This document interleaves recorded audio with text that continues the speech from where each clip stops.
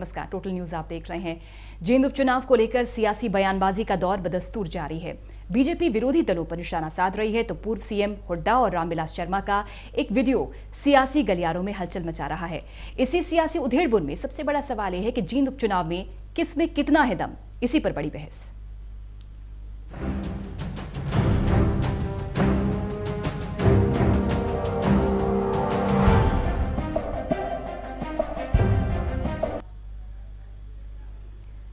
तो धड़कनें सभी की तेज हैं और जींद उपचुनाव में दिलचस्प मुकाबला होने वाला है। एक खास पैनल भी हमारे साथ जुड़ गया है। हमारे साथ दलबीर धनखड़ जी हैं, जननायक जनता पार्टी से। बहुत स्वागत दलबीर जी आपका। संजय शर्मा जी बीजेपी से हमारे साथ। संजय जी आपका भी बहुत बहुत स्वागत। और बालमुकुंद शर्मा जी कांग्रेस की ओर से हमारे साथ। बालमुकुंद जी आपका भी बहुत बहुत स्वागत। इससे पहले कि हम इस बड़ी बहस की शुरुआत करें और पूछें आपसे किसमें कितना है दम, किन मुद्दों पर आप इस बार सियासी मैदान में हैं, लेकिन एक रिपोर्ट देख लेते हैं। जींद उपचुनाव के लिए उम्मीदवारों का ऐलान होने के बाद तमाम सियासी दलों में जुबानी जंग तेज होती जा रही है। सभी दल अपनी अपनी जीत का दावा ठोक रहे हैं, साथ ही विरोधी पार्टी के उम्मीदवार को नाकाबिल करार दे रहे हैं। पहले रिपोर्ट देखते हैं, फिर बड़ी बहस।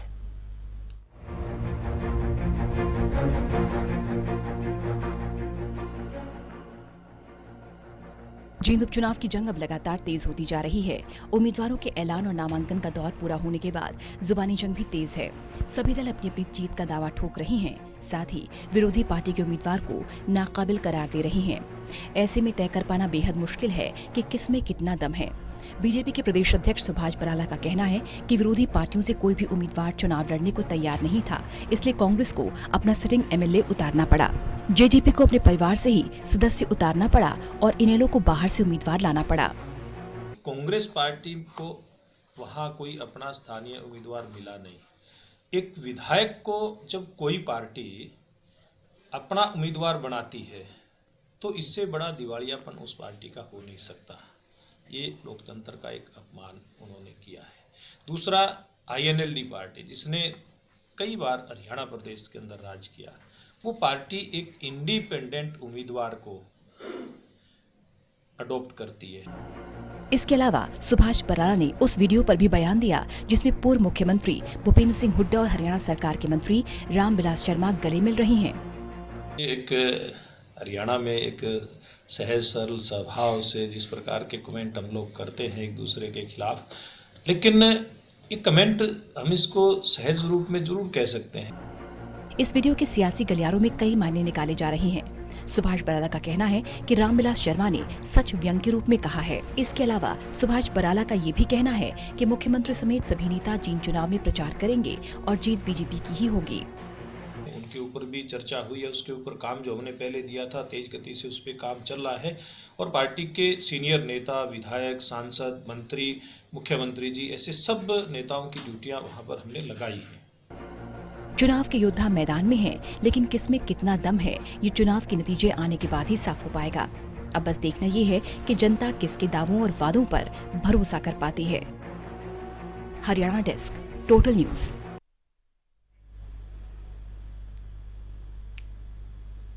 तो 2019 का ट्रेलर जींद उपचुनाव को माना जा रहा है और आर पार की जंग है निश्चित तौर पर। संजय शर्मा, सबसे पहले आपके पास रुख करना चाहेंगे, क्योंकि जीत के दावे तो सभी कर रहे हैं, आप भी कर रहे हैं, कांग्रेस भी कर रहे हैं, इनेलो भी कर रही है और जेजेपी भी कर रही है, लेकिन चुनौतियां सबके सामने हैं। लेकिन आपकी चुनौती इस वजह से सरल हो जाती है अगर आप माने तो, चूंकि दो बड़े कैंडिडेट्स आपके सामने आ गए हैं, चाहे रणदीप सुरजेवाला हो या फिर दिग्विजय सिंह चौटाला। आपको लगता है कि सामने दो तगड़े कैंडिडेट्स आने की वजह से आपकी चुनौती थोड़ी कम हुई है और आप आसानी से निकल सकते हैं? देखिए पूजा, सामने कोई भी हो, भारतीय जनता पार्टी अपने कार्यकर्ताओं की मेहनत के बल पर, अपनी सरकार की उपलब्धियों के आधार पर, मुख्यमंत्री मनोहर लाल जी की छवि और आदरणीय प्रधानमंत्री नरेंद्र मोदी जी ने जो पूरे देश के अंदर भारतीय जनता पार्टी के पक्ष में एक माहौल बनाया, उस आधार पर भारतीय जनता पार्टी का प्रत्याशी सब प्रत्याशियों से भारी है। जहां तक आप कह रहे हो उनको बहुत मजबूत कैंडिडेट या ये वो, देखिए उनका इतिहास या वो कॉपी पे लिखे हुए या किताब में लिखे हुए बड़े बड़े नाम लगते हैं, लेकिन अगर इनका इतिहास देखोगे आप, सुरजेवाला जी पिछले 5 साल से 4.25 साल से विधायक हैं कैथल से, लेकिन कैथल से विधायक रहते हुए उन्होंने कैथल की जनता के लिए कुछ नहीं किया। देश की राजनीति में सक्रिय हैं, यहाँ की जनता को भूल गए हैं। कैथल की जनता मारे मारे फिर रही है कि हमारा विधायक कहाँ है, हम उसको देखें, क्योंकि विधानसभा के अंदर उन्होंने एक भी ऐसा मुद्दा नहीं उठाया जो कि कैथल के विकास के लिए हो या वहां की जनता की आवाज हो। उससे पहले वो 10 साल तक हरियाणा में मंत्री रहे, 2004 से लेकर 2014 तक वो एक वरिष्ठ मंत्री थे, कैबिनेट मंत्री थे। उस दौरान उन्होंने पूरे हरियाणा के अंदर ये काम संजय जी, करना जनता चाहिए क्या था, ये लेकिन नहीं आंकेगी? संजय जी, आप रणदीप सुरजेवाला के बारे में बहुत सी बातें कर रहे हैं, लेकिन जनता क्या ये नहीं देखेगी कि 2 महीने पहले कोई उम्मीदवार आपकी पार्टी में शामिल होता है और आज आप उसको प्रत्याशी घोषित करते हैं और दावे कर रहे हैं कि वो जीत जाएगा? जनता क्या ये नहीं आंकेगी? देखिए, जनता बिल्कुल आंकेगी, जनता हर चीज को आंकेगी। जो 2 महीने पहले हमारी पार्टी क्या में शामिल हुए वो हमारी आपके भारतीय पास जनता पार्टी अपने के प्रत्याशी कार्यकर्ता कम थे, हैं। अपने लेकिन उम्मीदवार कम एक थे, बात- क्योंकि नाराजगी भी जाहिर की जवाहर सैनी ने, कहा कि 32 सालों की मेहनत पर आप लोगों ने पानी फेर दिया। आपने उसके बाद भी उनका बयान सुना होगा। उन्होंने क्या कहा? उन्होंने कहा कि स्वाभाविक रूप से मैं एक कार्यकर्ता हूं तो थोड़ा मन में इस तरह का आता है, लेकिन मैं तन मन धन से हर तरीके से भारतीय जनता पार्टी के प्रत्याशी को जिताने के लिए काम करूंगा।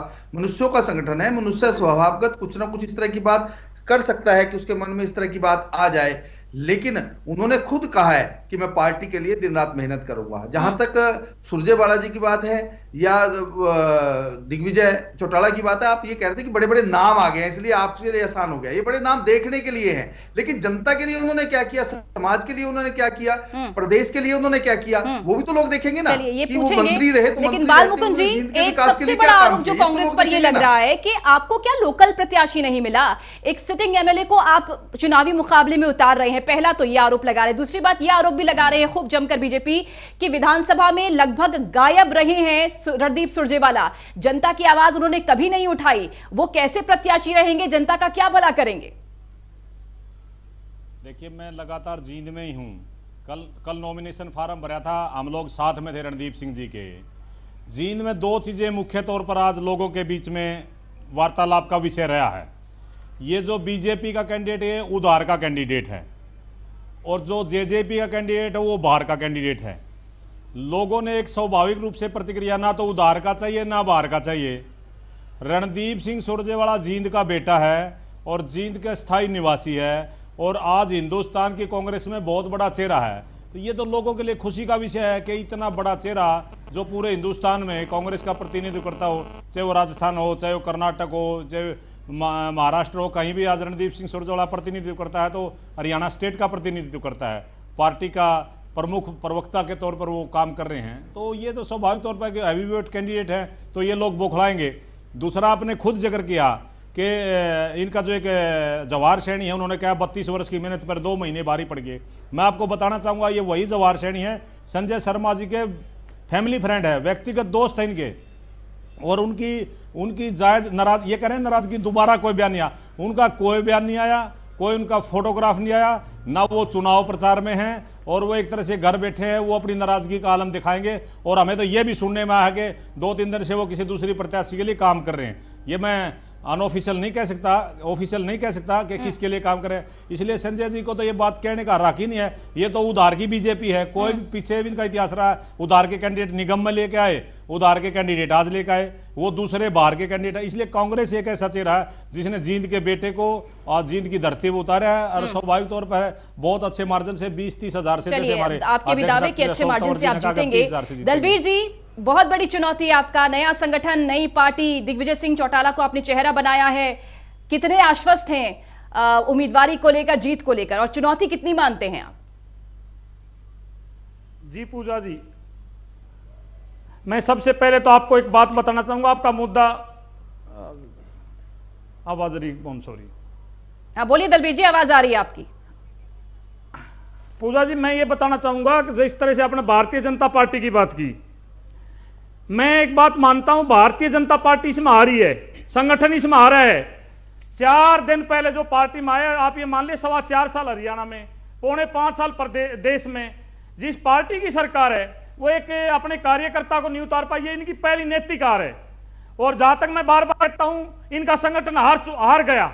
ये पहली बार में ही हार गया, जैसे किसी और कैंडिडेट को टिकट दिया, बाहर के कैंडिडेट को दिया। और कांग्रेस के मेरे मित्र बहुत बड़ी बड़ी बातें कर रहे थे। रणदीप सुरजेवाला विधायक हैं और क्या बनाना चाहते हैं ये? नहीं, अपनी बात कीजिए दलबीर जी, अपनी बात कीजिए। खुद विधायक हैं। दलबीर जी, आप ये बताइए आपकी क्या चुनौतियां हैं, क्योंकि नया संगठन, नई पार्टी है, नए सिरे से आपको शुरुआत करनी है, और न सिर्फ कांग्रेस और बीजेपी बल्कि इनेलो के साथ भी आपका मुकाबला है? पूजा जी, बिल्कुल मुकाबला हमारा अपने आप से भी है। 3 पार्टी आपने गिनवा दी, हमारा अपने आप से भी मुकाबला है। नई नई पार्टी, नया संगठन है, परंतु आप देख लें जिस तरह से लोगों का हमें प्यार मिल रहा है, ये जींद की धरा पे जिस तरह से हमने पार्टी का गठन किया है, और ताऊ देवीलाल की कर्म भूमि रही है जींद, तो सबको क्या पता है। एक आपको कार्यकर्ता नहीं मिला, उम्मीदवार नहीं मिला, चौटाला। दलबीर जी, जो आपने अपने पार्टी के घर के सदस्य को ही उतारना पड़ा चुनावी मुकाबले में? आपका सवाल वाजिब है पूजा जी, ताकि मैं आपको बताना चाहूंगा, एक तरफ राहुल गांधी जी चुनाव लड़ रहे हैं, एक तरफ सरकार चुनाव लड़ रही है।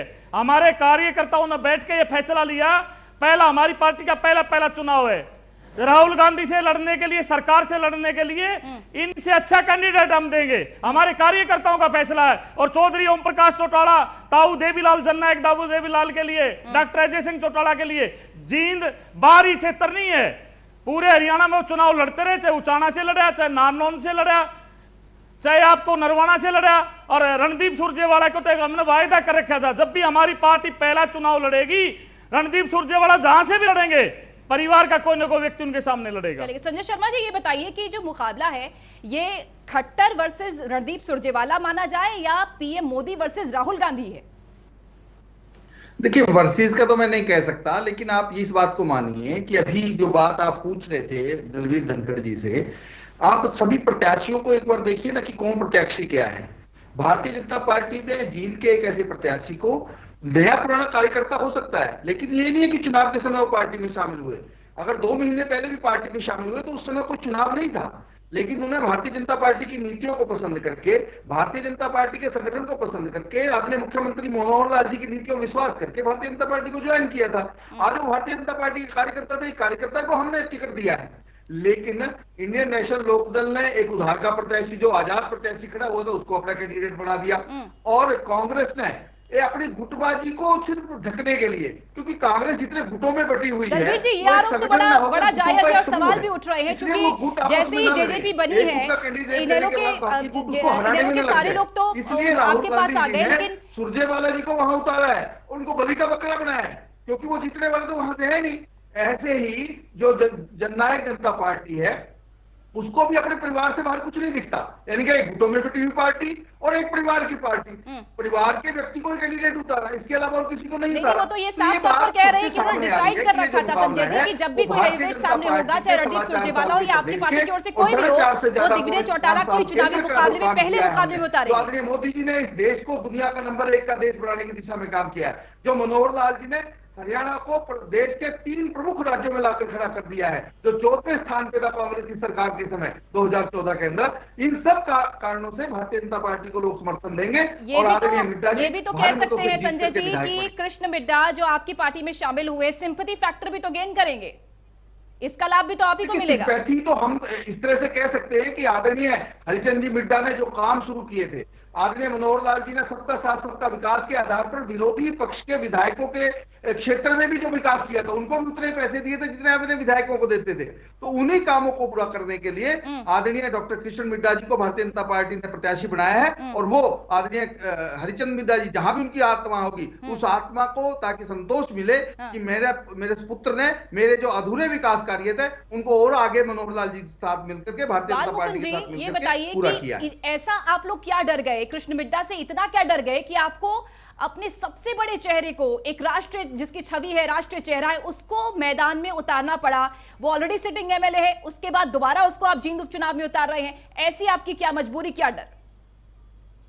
देखिए, ये एक बौखलाहट है भारतीय जनता पार्टी और राजनीतिक दिवालियेपन का शिकार है भारतीय जनता पार्टी। जैसे हमारे साथी प्रवक्ता संजय जी कह रहे थे, पहले उतार दिया था। कौन ये समझाए? उन्होंने तो अपना कैंडिडेट पहले उतार दिया। आपकी 3-3 बार बैठक होती है सर, 3-3 बार बैठक होती है, सबको आगे लेकर चलते हैं केसी वेणुगोपाल, और अंत में नाम जो आता है वो रणदीप सुरजेवाला का सामने आता है। मैं आपको बैठक का ब्यौरा दूंगा, पहले मेरी बात पूरी होती। एक गांव के पंचायत के पंच का भी चुनाव होता है तो ये मोदी जी को उतार लेते हैं। इनके पास कोई चेहरा नहीं हिंदुस्तान में, किसी के नाम से इनको वोट नहीं मिलते। आज भी कह रहे हैं आदरणीय मोदी जी का ये हो गया, मोदी जी ने वो कर दिया। एक पंचायत मेंबर का चुनाव होता है, वहां भी इनको मोदी जी चाहिए। मैं आपको ये कहना चाहता हूं, आप जो जिस तरीके से बात करें, दो चीजें होती हैं। ये राजनीति का अधिकार क्षेत्र है हमारा पार्टी का। हमारी जो मीटिंग हुई, नहीं, क्या आपको नहीं लगता बालमुकुंद जी, जिस तरह से निकाय चुनाव में बीजेपी ने झंडे गाड़े हैं, उसकी काट के लिए आपने रणदीप सुरजेवाला को उतारा है? नहीं, रणदीप सुरजेवाला, आप ये देखिए ना, लाजमी है वो हमारा जींद का बेटा है। जींद की धरा पे उन्होंने जिस तरह के डेवलपमेंट विकास पिछले 10 साल में किए, और उनको बहुत बड़ा चेहरा हिंदुस्तान की पार्टी का, वो तो हमारी पार्टी का निर्णय था, वो पार्टी को निर्णय देना था, हमारी मर्जी। देखिए, ये जो जींद का चुनाव करवाने के लिए ये सरकार तो चुनाव ही नहीं करवाना चाहती थी। हमने हाईकोर्ट में जाकर के केस डाला, हाईकोर्ट में लगातार सुनवाई हुई, हाईकोर्ट ने इनको आदेश दिया कि 13 फरवरी से पहले पहले चुनाव करके रिजल्ट हमें बताया जाए कि चुनाव का परिणाम क्या है। जब जाकर के इनको लोगों को जब ऊपर से दबाव पड़ा, एक तरह चाबुक लगा हाईकोर्ट का, तब तो चुनाव के लिए राजी हुए, और उसके बाद इन्होंने उधार का कैंडिडेट लिया। इन लोगों को तो बोलने का नैतिक अधिकार नहीं है। जहां तक रणदीप सिंह सुरजेवाला, वो तो बिल्कुल हमारे पार्टी के मीडिया इंचार्ज है पूरे हिंदुस्तान के, वो तो हमारे कैंडिडेट हैं, लाजमी स्वाभाविक तौर पर। हमारा कोई ना तो उधार का कैंडिडेट है, बाहर का कैंडिडेट है। रणदीप सिंह सुरजेवाला मजबूत कैंडिडेट थे, मजबूत उतारना ही हमारा नैतिक, हमारा कर्तव्य, फर्ज बनता है, राजनीतिक जिम्मेवारी है हमारी। आप जेजेपी अभी नई नई पार्टी बनी है, सब तो ये कह रहे हैं क्योंकि कोई भी पारिवारिक पार्टी लोकतंत्र पर बड़ा कुठाराघात होती है, लोकतांत्रिक पार्टी वो नहीं होती है, क्योंकि परिवार का सदस्य ही आगे खुद बढ़ता रहता है। और ये भी आरोप लगा रहे हैं विपक्षी, कह रहे हैं कि जींद में आप लोग बड़ी रैली तो करते हैं, लेकिन क्या कोई भी लोकल कैंडिडेट, आपका कार्यकर्ता जो कि इनेलो से आया है आपके पास बड़ी उम्मीदों के साथ, उसको आप नहीं उतारते हैं? किनसे पूछ रहे हैं? पूजा जी, मैंने आपको बताया है। जी पूजा जी, मैं आपको यही बता रहा हूं, जननायक जनता पार्टी ताऊ देवीलाल के विचारों की पार्टी है। ताऊ देवीलाल के लिए पूरा हरियाणा एक था। चौधरी ओम प्रकाश चौटाला, डॉक्टर अजय सिंह चौटाला, वो जहां से चाहे चुनाव लड़े, इसमें कोई शक नहीं है। हमारे लिए बाहरी कैंडिडेट नहीं है। जननायक जनता पार्टी का गठन जो हुआ है वो जींद की धरती से हुआ है। और मैं आपको फिर बताना चाहता हूं, इस चुनाव में से आपको कोई कार्यकर्ता सर नहीं मिला, कोई उम्मीदवार नहीं मिला, क्योंकि बड़े बड़े लोग, बड़े पुराने लोग आपके साथ इनेलो छोड़कर आए हैं, उनमें से क्या कोई आपको जींद से कोई लोकल प्रत्याशी नहीं मिला था? मैं आपको वही बताना चाहता हूं, सभी कार्यकर्ताओं ने बैठ के, हमारी पार्टी में कोई मतभेद नहीं है, सभी कार्यकर्ताओं ने बैठ के राहुल गांधी वर्षित सरकार, मनोहर लाल खट्टर, आप हैरानी की बात है, मनोहर लाल खट्टर और भारतीय जनता पार्टी को 4.25 साल में, 4.25 साल की सरकार में अपने कार्यकर्ता दिखाई नहीं दिए। पहले तो एक मजबूरी थी 2014 में इनकी, आज इनकी क्या मजबूरी है जो बाहर के कैंडिडेट को लड़ाया? और कांग्रेस के मेरे मित्र से मैंने उनकी आवाज नहीं सुनी, पूछना चाहूंगा आपके माध्यम से, कांग्रेस के मेरे मित्र रणदीप सुरजेवाला को क्या बनाना चाहते हैं? जो विधायक ऑलरेडी है उसको आगे क्या बनाना चाहते हैं? ये जनता का विषय है कांग्रेस के लिए। जहां तक हमारी पार्टी की बात, हम तो रणदीप सुरजेवाला को, हाँ, यही विधायक तो पहले बने हुए हैं, अब क्या बनाना? वो प्रदेश की लोगों की आंखों में धूल झोंकना चाहते हैं, उनके पास कैंडिडेट नहीं था। आप सबको पता है इस बात से, राहुल गांधी के नाम से डराया गया है बाकी कांग्रेसियों को, ताकि इस कैंडिडेट को उतारेंगे शायद इकट्ठा काम कर लें, परंतु आपने भूपेंद्र सिंह हुड्डा की बात आराम से सुनी होगी। आप ये बताइए देश की जनता को, प्रदेश की जनता को, जहां तक लोगों 10 साल आपने कांग्रेस का राज देख लिया, यहाँ 4.25 साल भारतीय जनता पार्टी का राज देख लिया। जींद में एक ईंट नहीं लगाई, कोई विकास नहीं किया। स्वराज पार्टी का है भारतीय जनता पार्टी, सिर्फ हरिचंद मिड्डा जी जो बहुत ही माननीय सम्मान के प्रतीक थे प्रदेश के, उनके नाम से, उनकी आप ये समझ लिए, उनके नाम से जीतना चाहते हैं ये। तो भारतीय जनता पार्टी की कोई रीति नीति नहीं है, सरकार लड़ रही है, राहुल गांधी जी लड़ रहे हैं, उनकी टक्कर में हमने अपना मजबूत से मजबूत कैंडिडेट जो हमारे कार्यकर्ताओं ने बैठ के निकाला, आज सभी कार्यकर्ता उसको जिताने का काम में लगे हुए हैं। और आप देखिएगा 31 जनवरी को सबके लिए परीक्षा की घड़ी है, ये पूरे हरियाणा के लिए, हर पार्टी के लिए। बिल्कुल परीक्षा की मैं घड़ी है 31 जनवरी को भी आपके पूजा जी, बिल्कुल, मैं ये पूछना देखिए परीक्षा है और परीक्षा में हर पार्टी की अपने आप को पता लग जाएगा कौन पार्टी कहां खड़ी है, पता लग जाएगा। के आधार पर ही लोगों से वोट मांगता है। ये सरकार जो 10 साल कांग्रेस का शासन रहा 2004 से लेकर 2014 तक, जरूर उसके आधार पर तुलना करेगी। और आजादी के 52 साल हरियाणा बने हो गए हैं, 52 साल हो गए, इसमें से लगभग 36-37 साल कांग्रेस की सरकार हरियाणा में रही, तो लोग जरूर इस बात पे निर्णय लेंगे कि दोनों की तुलना करेंगे कि 36 साल में कांग्रेस ने क्या किया और 4.25 साल में भारतीय जनता पार्टी ने क्या किया। जरूर लोग तुलना करेंगे, लोग ये भी तुलना करेंगे कि जो पिछली सरकारें थी किस तरह से क्षेत्रवाद के आधार पर काम करती थी, किस तरह से भाई भतीजा बंटवार के हिसाब से काम करती थी, किस तरह से नौकरियों की बिक्री होती थी, किस तरह से भ्रष्टाचार होता था। और जब से मनोहर लाल जी की सरकार आई है तब से किस तरह से एक समान विकास होने लगा है, सबका साथ सबका विकास के आधार पर किस तरह से काम कर रही है सरकार। ये लोग देखेंगे इसके आधार पर निर्णय लेंगे। काम किए 4 साल में, जींद में क्या डेवलपमेंट हुए हैं 4 साल में? देखिए, जींद की डेवलपमेंट के लिए भारतीय जनता पार्टी ने हमारी सरकार ने हजारों करोड़ रुपए के विकास कार्य किए। वो चाहे बिजली व्यवस्था को सुधारने की बात हो, जब हमारी सरकार नहीं थी तब जींद के गांव में 4 से 5 घंटे बिजली मिला करती थी, लेकिन हमारी सरकार आने के बाद हमने उस व्यवस्था को बदला। आज 16 से 17 घंटे बिजली मिल रही है। हमारी सरकार आने के बाद जो जींद की स्वास्थ्य सेवाएं थी उनको हमने सुधार किया। जो वहां हॉस्पिटल 100 बेड का था उनको 200 बेड का हमने किया, उसकी बिल्डिंग बनकर के तैयार हो गई है। हमारी सरकार आने के बाद हमने स्वच्छता मिशन चलाया। आज जींद के 35 के 35 गांव में शौचालय।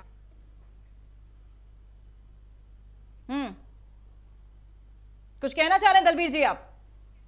संजय जी बहुत सारी डेवलपमेंट के काम गिना रहे हैं। उस सीवेज प्लांट से जो पूजा जी था उसको शहर से बाहर निकालने का काम हमने किया। जींद शहर के अंदर जो रेलवे लाइन निकल रही है, वो रेलवे लाइनों के नीचे से अंडरपास बनकर तैयार हो गया और दूसरे अंडरपास बनने के लिए तैयार हो रहे हैं। ऐसे ही नहरों का जो व्यवस्था है उसको टेर तक पानी पहुंचाने का काम हमारी सरकार ने किया है। गांव की गलियां, गांव की नालियां, इसको पक्का करना, सड़कों को अच्छा करना, ये सारी ऐसी व्यवस्थाएं हैं जिसके माध्यम से आज के बीच में जा रहे हैं। दलबीर जी आप कुछ कहना चाह रहे थे, क्योंकि संजय जी बता रहे हैं बहुत सारे विकास काम पिछले 4 सालों में जींद में भी हुए हैं। जी पूजा जी, मैं एक बात पूछना चाहता हूं। पूजा जी, मेरे दोनों मित्र कांग्रेस के और भारतीय जनता पार्टी के बैठे हैं। ऐसी क्या 10 साल में कांग्रेस के समय में ऐसा क्यों था जब रोहतक से आप निकल के जैसे सीमा से बाहर आते थे डबल रोड की सिंगल हो जाती थी, रोड की हालत बहुत खराब होती थी, काम नहीं हुए। अब 4.25 साल की सरकार में डॉक्टर मिड्डा जी ने, आपको ध्यान होगा पिछले जब विधानसभा सत्र में उन्होंने कुछ क्वेश्चन लगाए थे, कुछ काम मांगे थे मनोहर लाल खट्टर से। जब उनकी डेथ के बाद मनोहर लाल जी ने कहा जो उन्होंने काम किए हम सारे काम करेंगे, इसलिए उनके बेटे को अपनाने के लिए 4.25 साल में। मैं एक बात पूछना चाहता हूं, जींद में कितने रोजगार दिए? रोजगार की बताइए, क्या डेवलपमेंट की जींद में? जींद में कोई डेवलपमेंट नहीं की। मैं आपको बताना चाहूंगा डेवलपमेंट का समय निकल चुका जो पहले हुई थी चौधरी ओम प्रकाश चौटाला के टाइम में। 10 साल और 4.25 साल में कोई डेवलपमेंट 10 साल में रोजगार की जरूर बताए मेरे मित्र। में ये कहना है जननायक जनता पार्टी का, चूंकि अभी अभी जननायक जनता पार्टी चुनावी मुकाबले में पहला मुकाबला, इसलिए बहुत दिलचस्प ये मुकाबला। 3 कैंडिडेट्स की बात की जाए, बहुत ही ज्यादा देख रहे हैं हम चुनौतियां हैं सभी दलों के लिए, बीजेपी के लिए, कांग्रेस के लिए और जेजेपी और इनेलो के लिए भी। इसी पर बड़ी बहस जारी है। एक छोटे से ब्रेक के बाद हम जल्द हाजिर हो रहे हैं। बड़ी बहस में आप बने रहिए।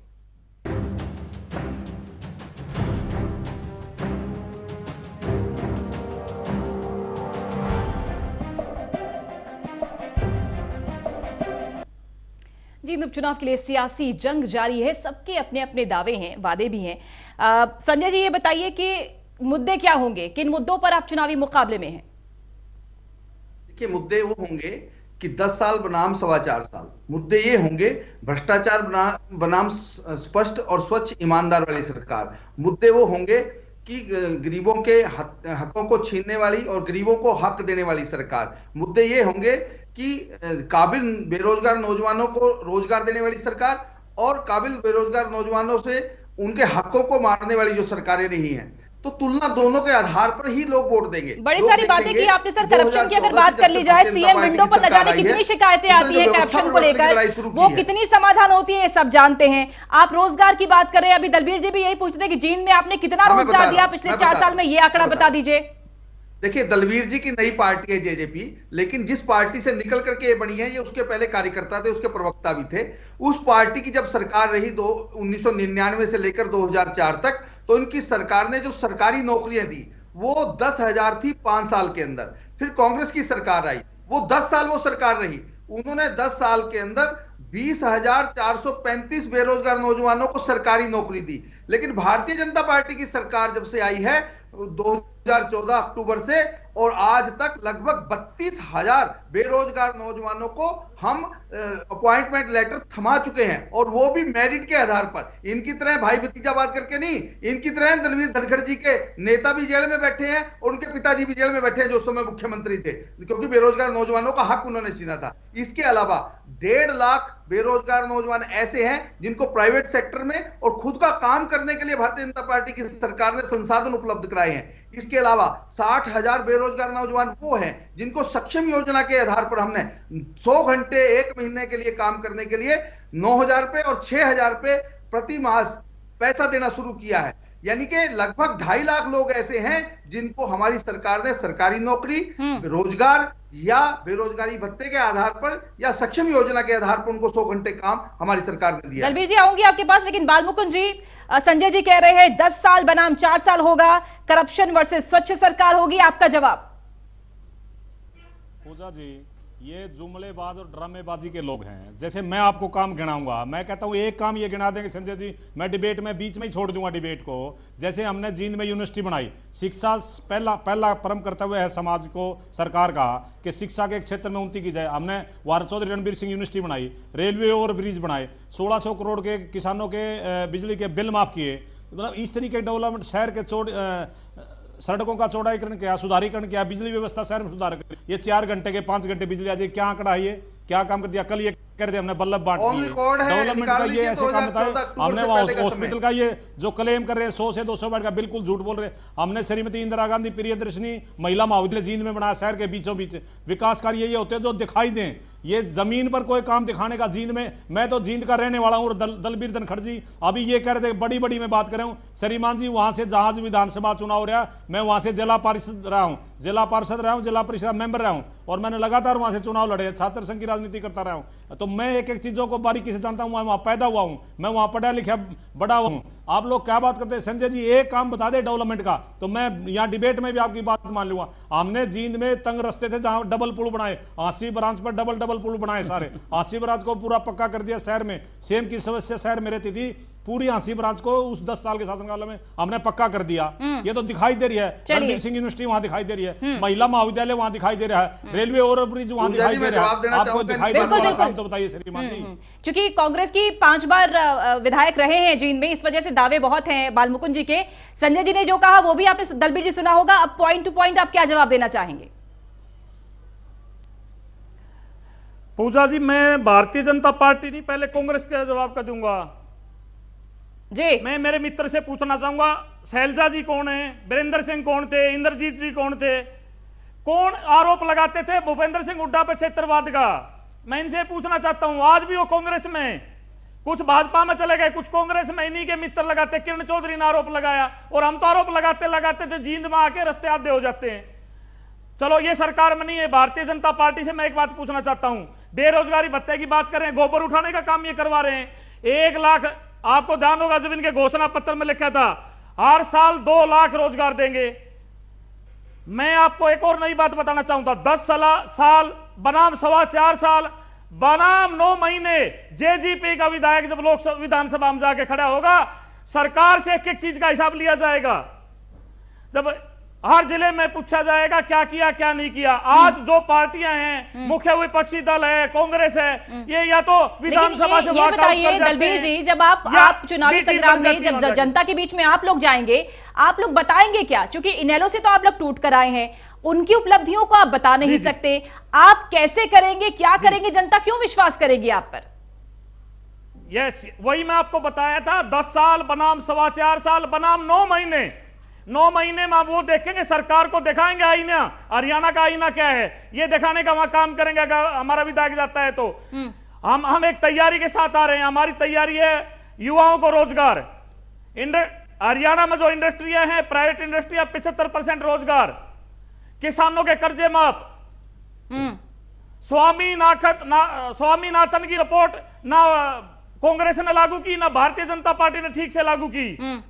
प्रॉफिट मिलने वाले रेट हम यहां के किसानों को देंगे। बिजली के कनेक्शन, सरकार, हमारी सरकार जब भी आएगी बिजली के कनेक्शन आते तो भविष्य में आप देंगे और यही वादे सब करेंगे। सर ये तो भविष्य की बात है, जनता आप पर कैसे विश्वास करेगी, क्यों विश्वास करेगी? इनेलो की उपलब्धियों को आप बता नहीं सकते, नई नवेली पार्टी है आपकी, जनता कैसे आपके पास जाएगी? यही सवाल था। बहरहाल संजय जी आपके पास आना चाहूंगी, क्योंकि एक वीडियो बहुत वायरल हो रहा है, ये वीडियो का जिक्र करना भी जरूरी है। बताना चाहूंगा, उस वीडियो में हुड्डा भी है और उस वीडियो में रामविलास शर्मा है, मजाकिया लहजे में वीडियो आपने देखा होगा संजय जी।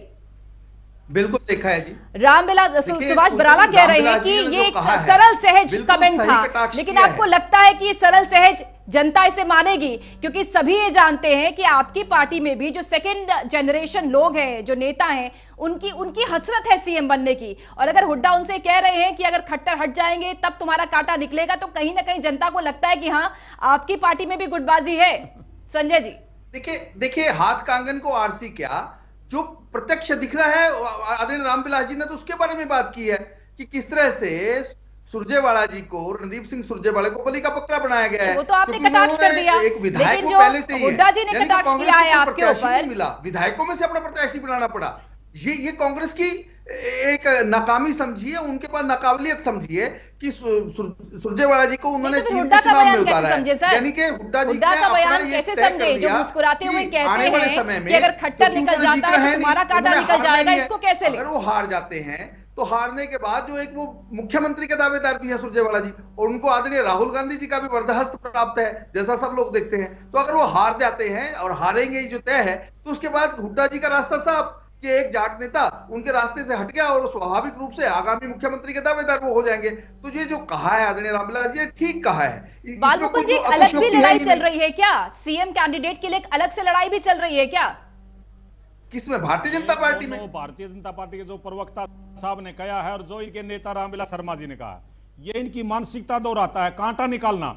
ये कांटे तो ये निकालते हैं, मोदी जी ने अडवाणी को बाहर करके अपना कांटा निकाल लिया। यहाँ रामविलास शर्मा इतने वरिष्ठ नेता थे, अपने जो है शिष्य मनोहर लाल खट्टर जी को मुख्यमंत्री बनाया, उनका कांटा निकाल लिया। ये कांटे निकालने का काम तो बीजेपी का है। दूसरा मैं एक और आपको बात बताना चाहता था, आप ये बेरोजगारी की बात करें संजय शर्मा जी, भारतीय जनता पार्टी ने एक काम तो जरूर किया, जितने बेरोजगार लोग थे बीजेपी में सबको प्रवक्ता बना दिया, चलो तुम लगे रहो अपना काम। बेरोजगारी कहां से दूर करते हैं, कोई आंकड़ा तो देना श्रीमान, जींद में कितने लोगों को आपने रोजगार दिया? और एक मैं आपके माध्यम से आपकी सरकार की तो सरकार थी, तो आप ही के अपने ही लोग गहराई से कांग्रेस के लोग ही क्षेत्रवाद का आरोप लगाते रहे थे पूर्व सीएम हुड्डा पर। पूजा जी मैं एक बात पूछना चाहता हूं हमारे जेजेपी के प्रवक्ता से, ये कैंडिडेट जेजेपी का है या लोक स्वराज पार्टी का है? ये अभी तक क्या है? ये जो कैंडिडेट है बीजेपी का है या जेजेपी का है, लोक स्वराज पार्टी का है उम्मीदवार दिग्विजय सिंह? दलबीर जी जवाब दीजिए।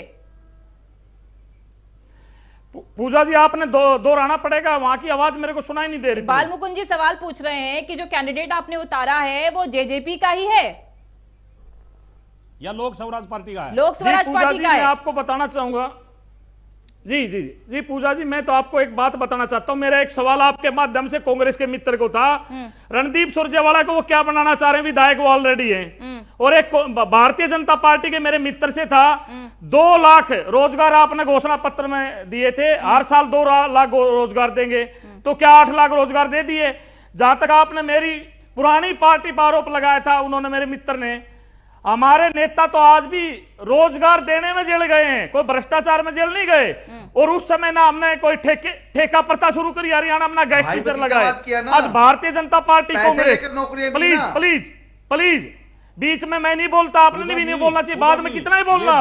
पूजा जी ये ब्रेकिंग न्यूज बनेगी। मैं आपके माध्यम से पूजा जी एक बात पूछना चाहता हूं, पार्टी का हमारे समय में जब नौकरियां थी ब्रेकिंग न्यूज है, सभी बैकलॉग भरे हुए थे, कोई नौकरी रिक्त नहीं था। आज टीचर नहीं है, हॉस्पिटल में डॉक्टर नहीं है, किसी भी डिपार्टमेंट में चलाओ, जो बिजली डिपार्टमेंट में, पुलिस में डिपार्टमेंट में। आज ऐसी हालत क्या होगी? भारतीय जनता पार्टी और कांग्रेस ने 14 साल में हरियाणा की ऐसी हालत क्यों कर दी, जो ठेके पर लोग रखने पड़ रहे हैं? ठेकेदारी प्रथा क्यों चलाई? गैस टीचर क्यों लगाए? आप ये समझने की बात है कि आप नौजवान तैयार करना चाहते हो शिक्षा के माध्यम से। बड़ा सवाल और गंभीर आरोप दलबीर जी के। संजय जी देखिए, दलबीर जी को आरोप लगाना आसान है क्योंकि इनको कहने कुछ नहीं है। अब ये क्योंकि मेरे सवाल का 8 लाख नौकरियां क्या दे दी आपने?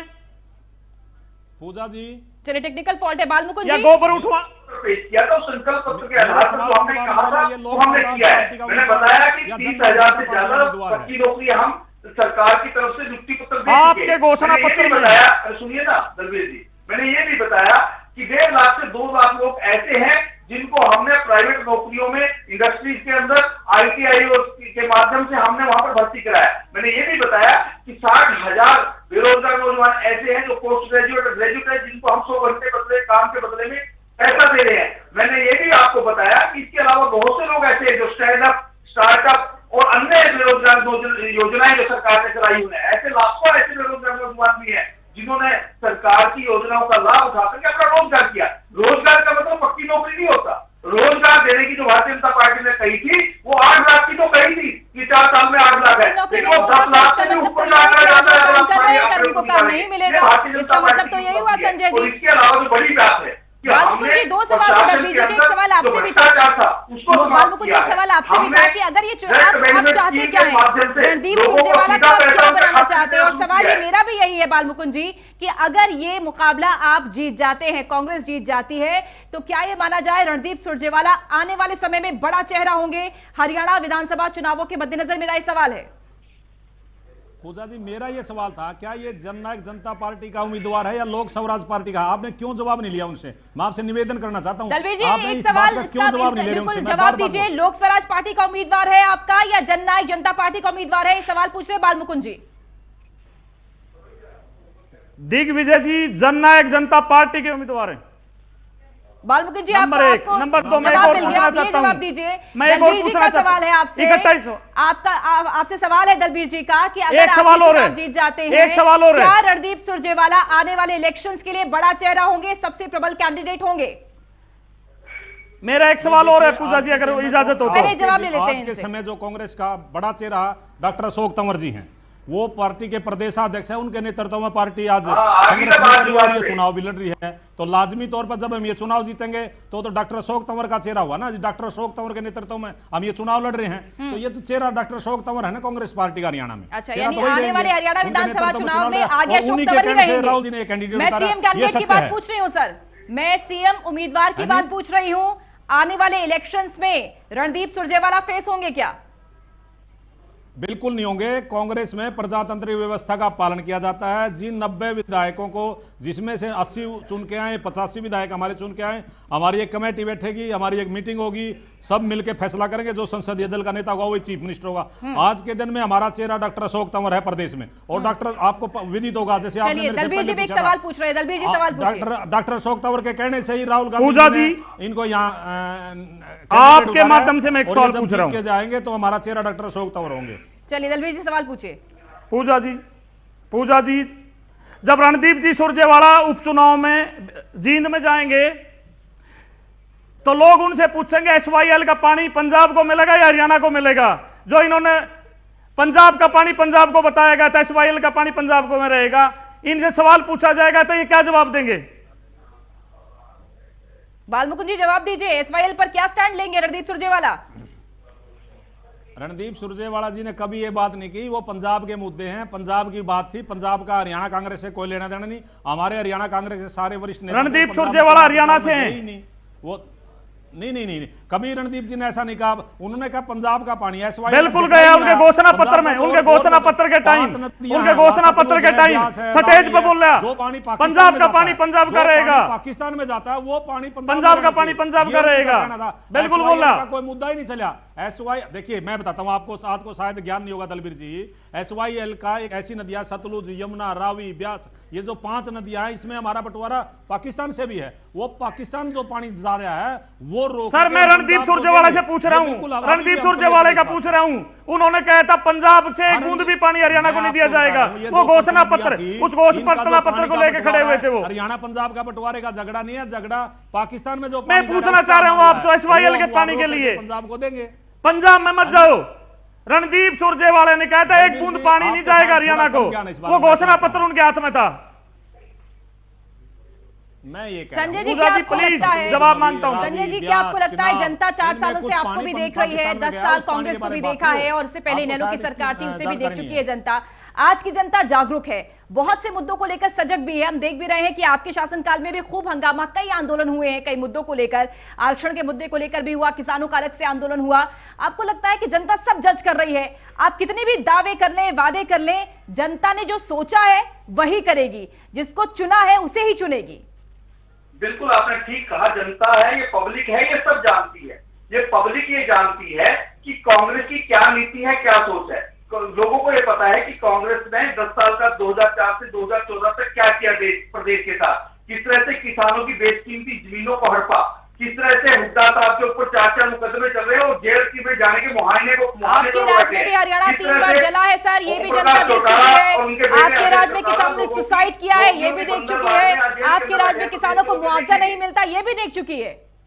देखिए, मैं बता रहा हूं ना पूजा जी, प्रदेश की जनता ये भी देखेगी कि कांग्रेस केवल गुटों में बटा हुआ एक समूह है और उनको प्रदेश की जनता से कुछ नहीं लेना, प्रदेश के विकास से कुछ नहीं लेना, तो जींद के या बाकी प्रदेश के लोगों से कुछ नहीं लेना। उनको केवल सत्ता चाहिए और किस तरह से चाहिए, किसी तरह से भी वो मिले ताकि वो अपने लोगों का भला कर सके, अपने चहेतों को नौकरियां बांट सके और सत्ता का लाभ अपने चहेतों को दे सके। बालमुकुंद जी, सत्ता का इतना लोभ है आप लोगों को कि अपना लोकल प्रत्याशी न उतारकर आपने एक सिटिंग एमएलए को मैदान में उतार दिया। जनता क्या समझती नहीं है ये?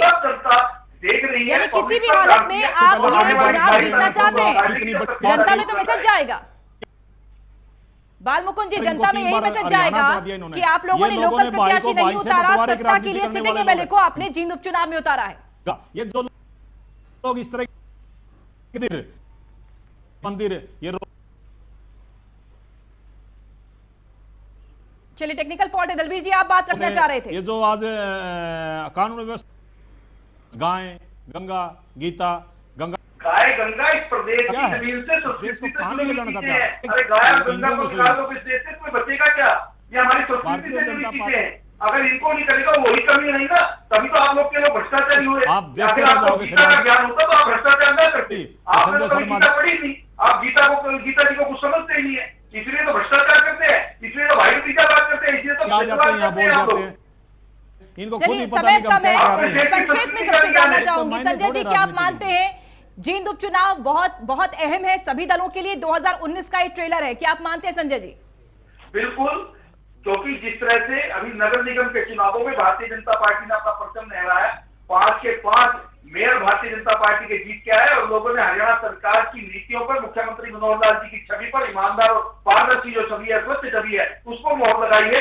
इसी तरह से भारतीय जनता पार्टी के 4.25 साल के जो काम है, उन कामों के आधार पर लोग आज मुख्यमंत्री जी के हाथों को मजबूत करेंगे और 47 विधायक हमारे पहले है, 48वां विधायक भी आदरणीय मुख्यमंत्री जी की झोली में डाल करके वो मुख्यमंत्री जी के हाथों को और मजबूत करते हुए 3 राज्यों में तो आपने सत्ता हासिल कर ली, जाहिर सी बात है हौसले आपके बुलंद होंगे, लेकिन आपको लगता है कि आगे वाले इलेक्शंस, लोकसभा के लिए, विधानसभा चुनावों के लिए जींद उपचुनाव चुनौती है और ये आपको निपटना होगा?